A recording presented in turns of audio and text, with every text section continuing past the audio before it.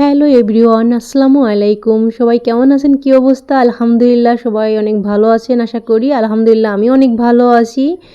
এই অনেক জেলায় কিন্তু পাটের বত শেষ হয়ে গেছে সোনালী আঁশ। আমাদের জেলায় এখনও শেষ হয় নাই, ফরিদপুরের জেলায় এখনও শেষ হয় নাই।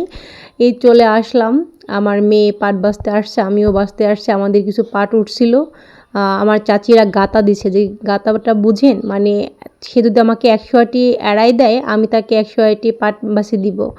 তো এরকম কিছু ছিল। আমার মেয়ে একা একা পারবে না বলে আমিও চলে আসলাম ওর সাথে হেল্প করার জন্য, পাট বাছার জন্য।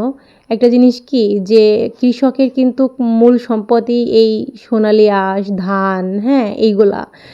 শুধু কৃষক না, মধ্যবিত্ত পরিবারও আছে, মানে গরিব মধ্যবিত্ত আমাদেরও আছে, আমাদেরও ছিল।